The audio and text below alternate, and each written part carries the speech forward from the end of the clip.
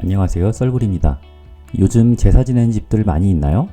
제가 어렸을 때만 해도 제사는 당연한 거고, 제사 한번 지내려면 전날부터 음식 준비를 해서 상다리 휘어지게 차리고 절을 했던 기억이 납니다.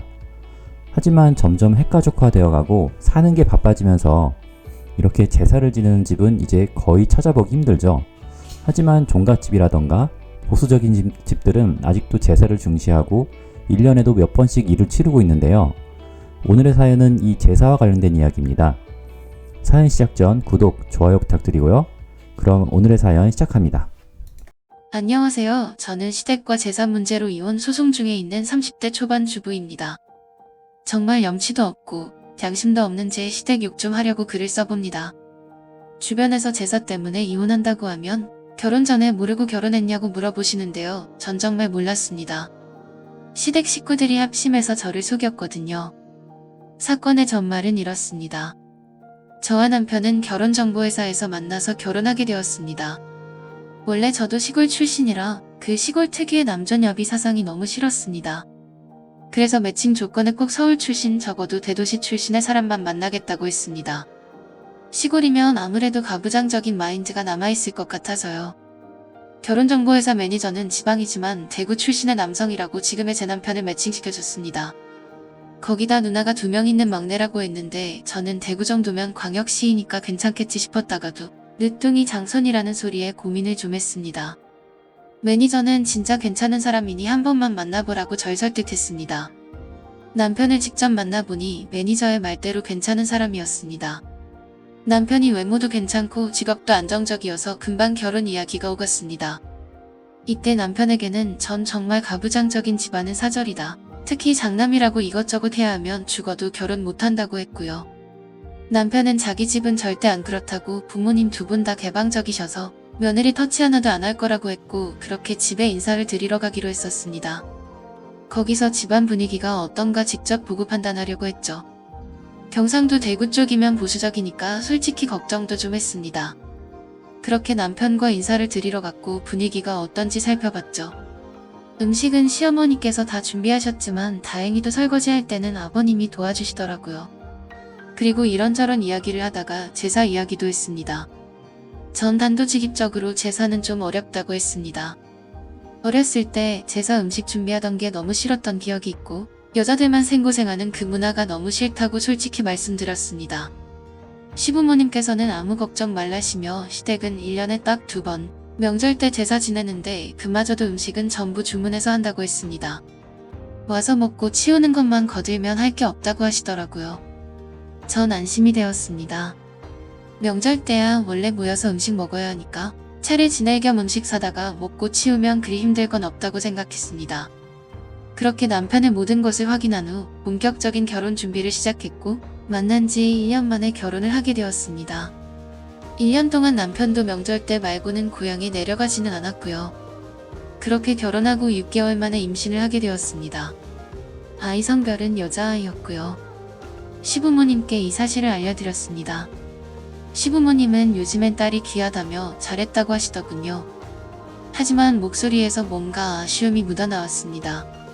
그렇게 딸을 출산하고 다시 똑같은 일상을 반복하다 1년 뒤 둘째를 갖게 되었습니다. 이번에는 아들이었습니다. 시부모님께 알려드리니 갑자기 당장 음식점에다 올라가서 저에게 주시겠다고 하시더군요. 저는 괜찮다고 입덧 때문에 많이 못 먹는다고 해도 그래도 임신했을 때 잘 먹어야지 하시며 음식을 바리바리 싸들고 오셨습니다. 첫째 때는 딸이어서 그랬나 싶을 정도로 둘째는 아들이라 하니 태도가 달라지시더군요. 사실 아들을 원하고 있으셨나 보다 했습니다. 그렇게 전 둘째를 출산했고 집에서 산후조리를 하고 있었습니다. 어느 날 시어머니께서 전화를 하셨습니다. 시어머니께서는 며느라 이번 토요일에 대구에 좀 내려와야겠다. 아범은 알고 있을 텐데 넌 모를까 싶어 알려주려고 전화했다고 하셨습니다. 전 무슨 일이가 싶었습니다. 평소에 이렇게 부른 적이 없었거든요. 남편에게 무슨 일인데 갑자기 내려오라 하시냐고 나 아직 몸 상태가 별로고 했습니다. 남편은 꼭 내려가야 할 일이 있다고 가면 알 거라고 이유는 말을 안 해주더군요. 평소에 시어머니께서 잘 챙겨주신 것도 있고 별일이야 있겠어 하고 순순히 따라 내려갔습니다. 동대구역에 도착해 시댁으로 가는 길이 왠지 모르게 찝찝했습니다. 대체 무슨 일이길래 일어나. 대구의 시댁에 도착해 절 기다린 것은 앞치마와 고무장갑, 그리고 엄청난 양의 제사 음식 재료였습니다. 절 보자마자 시누이 2명은 아이고 우리 일꾼 왔네. 그동안 잘 쉬었지? 이제 교대 좀 하자 하며 깔깔 웃었습니다. 시어머니께서는 뭐하고 서 있니? 놀러왔어? 여기 일거리 안 보이니? 빨리 옷 갈아입고 나와서 전부터 부쳐라 하시는 겁니다.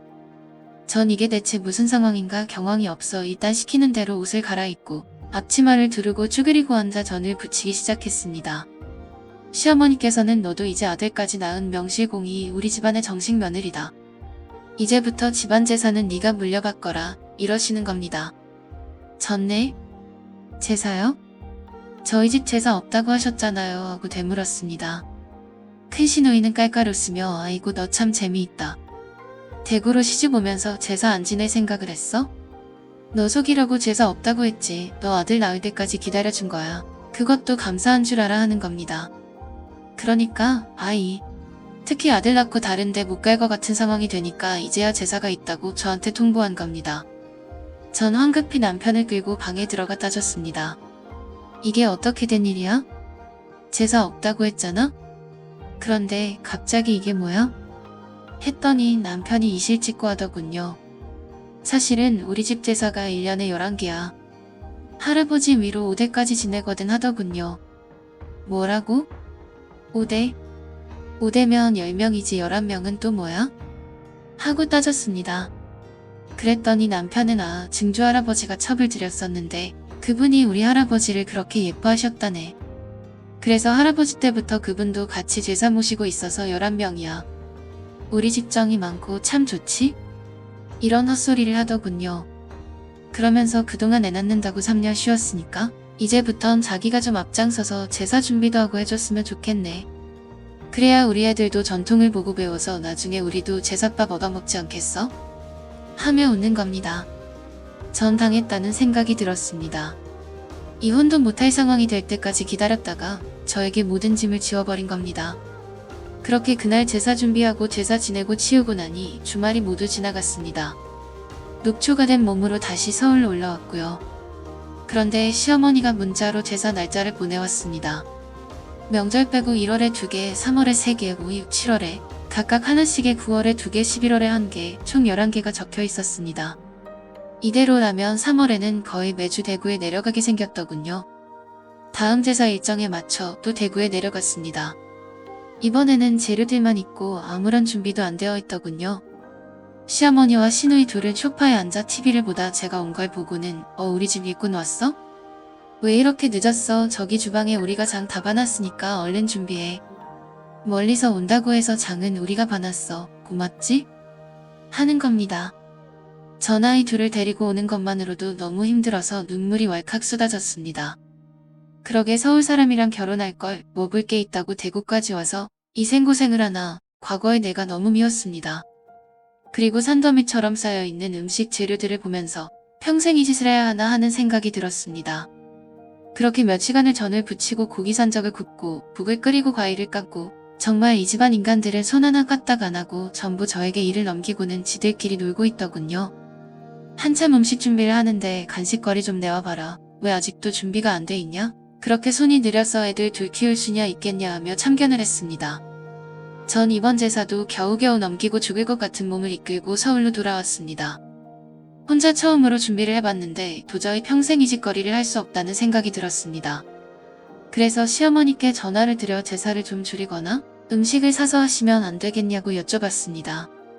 그랬더니 어디 근본 없는 집에서나 하는 짓을 감히 입 밖으로 내냐고, 못 배워 처먹어서 어디서 시어머니를 가르쳐 드느냐고 노발대발했습니다. 도저히 말이 안 통할 것 같아 남편에게 제사 이거 못하겠다, 어떻게 좀 해봐라 했더니 남편이라는 놈이 하는 말이 그거 하다 보면 다 하더라. 우리 어머니도 처음엔 힘들었는데 나중에는 다 하시더라. 한 2, 3년 하면 몸이 알아서 움직일 걸 이러더군요. 도저히 말로는 답이 없는 집안이었습니다. 그래서 결심했습니다. 계속 이런 식으로 나온다면 나도 이혼할 수밖에 없겠다고요. 다음 제사가 또 다가왔습니다. 저는 동대구역에서 아이 기저귀를 갈아야 할 것 같다고 남편에게 말한 후 아이들을 데리고 그대로 서울로 올라가는 기차를 탔습니다. 남편은 제가 안 오자 계속 전화를 했고요. 전 기차를 타고 10분쯤 지나서 남편에게 전화를 했습니다. 남편은 기저귀를 만들어서 갈고 있냐며 화를 내더군요. 그래서 제가 한마디 했습니다. 아, 나 지금 집에 가습을 안 끄고 온 것 같아서 서울 다시 가고 있어. 어머님한테는 그렇게 말씀드려. 하고 전화를 끊어버렸습니다. 그리고 문자로 남편에게 장문의 문자를 보냈습니다. 결혼 전에 나 속여서 이러려고 집안 식구들이 다 작당한 것 같은데 나 애 있어도 이혼 하나도 안 무섭거든? 애들은 친정 들어가서 내가 키우면 그만이야. 가서 제사를 없애고 오던가 이혼 서류에 도장 찍으러 오던가 둘 중에 알아서 하라고. 난 절대 제사 못 모시니까 네 증조할아버지 첩 제사 네가 지내든 말든 가족끼리 협의하라고요. 남편이 계속 전화를 해서 전화기를 꺼놓고 친정으로 들어갔습니다. 다음날 남편에게 전화를 했더니 제사는 절대 못 앞센다고 하신다고 저보고 당장 내려와서 무릎 꿇고 사죄하라고 하더군요. 내가 왜? 니네 집 제사를 니네가 알아서 준비해야지 왜 나한테 난리야? 그렇게 결론 내렸다 이거지? 기다려 곧 이혼 소송장 날아갈 테니 하고 전화를 끊었습니다. 전 시어머니에게 받았던 제사 리스트 문자로 이혼 전문 변호사를 찾아갔습니다. 변호사는 제사 목록을 보더니 요즘도 이렇게 제사를 지내는 집이 있냐며 혀를 끌끌 차더군요. 특히 증조할아버지 첩까지 제사 지내는 건 듣도 보도 못했다며 이 정도면 고부 갈등에 의한 이혼 사유가 충분히 되고 양육권도 제가 가져갈 수 있다더군요. 남편과 시댁은 둘째 아이라도 자기들이 키우게 해달라고 사정했지만 제 아들이 그런 집에서 자라다 나중에 또 저 같은 피해자를 만들 것 같아 절대 안 된다고 했습니다. 결국 아이들은 다 제가 돌보고 면접 교사권만 남편에게 돌아갈 것 같네요. 요즘 세상에 제사를 1년에 10번도 넘게 지내는 집이 있을 거라 상상도 못했는데 그 뽑기에 당첨된 게 저라니 너무 억울했습니다. 하지만 지금은 다 잊고 그저 아이들이 올바르게 잘 크는 데에만 집중하려고 해요. 아직 결혼 안 한 여자분들 혹시 지금 만나는 사람 집안에 제사가 있나 꼭 제대로 확인하세요. 안 그러면 저처럼 인생 꼬일 수도 있답니다.